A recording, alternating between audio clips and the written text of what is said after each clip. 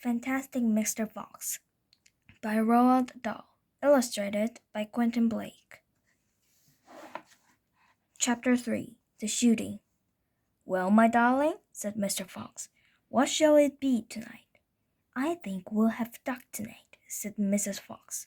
"Bring us 2 fat ducks, if you please, one for you and me, and one for the children." "Ducks it shall be," said Mr. Fox. "Buns is best." "Now do be careful," said Mrs. Fox. "My darling," said Mr. Fox, "I can smell those goons a mile away. I can even smell one from the other. Buckets gives off a filthy stink of rotten chicken skins. Buns reeks of goose livers, and as for Bean, the fumes of apple cider hang around him like poisonous gases." "Yes, but just don't get careless," said Mrs. Fox. "You know they'll be waiting for you, all 3 of them." "Don't you worry about me," said Mr. Fox. "I'll see you later." But Mr. Fox would not have been quite so cocky had he known exactly where the 3 farmers were waiting at that moment.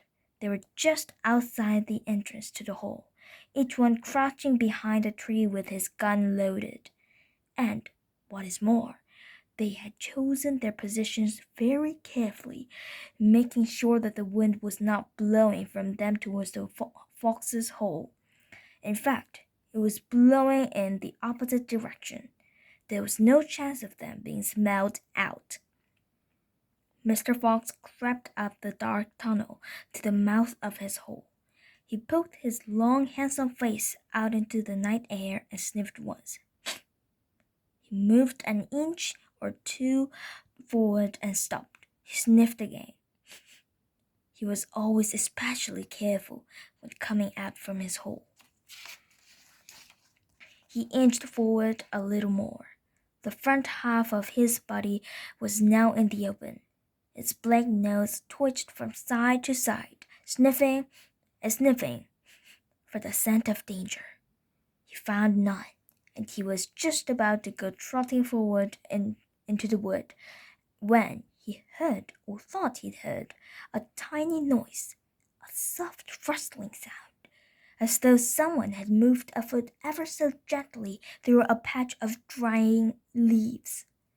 Mr. Fox flattened his body against the ground and lay very still. His ears pricked. He waited a long time, but he heard nothing more. It must have been a field mouse, he told himself, or some other small animal.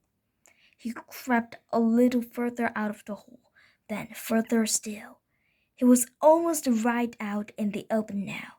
He took a last careful look around. The wood was murky and very still.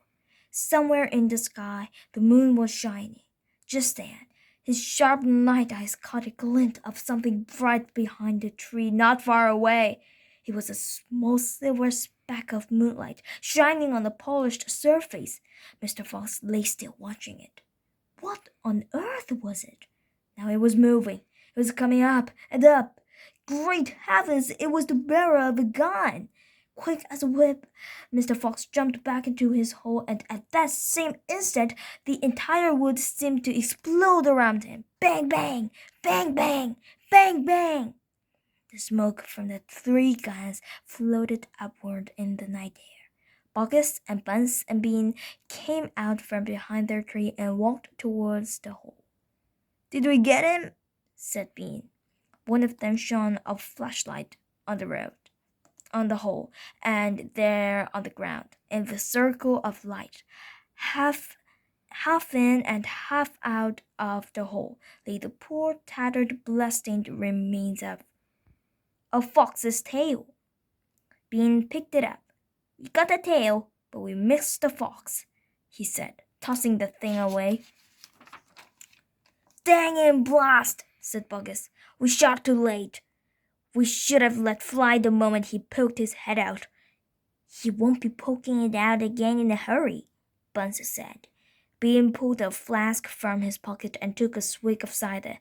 Then he said, "It'll take 3 days at least before he gets hungry enough to come out again.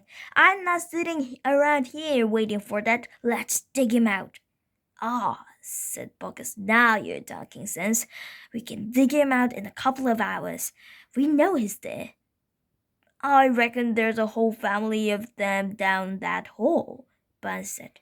"Then we'll have the lot," said Finn. "Get the shovels." Well, that's the end of today's story. Did you like my story? Then push the thumbs up sign and the subscribe button, please. Bye. Thank you for listening.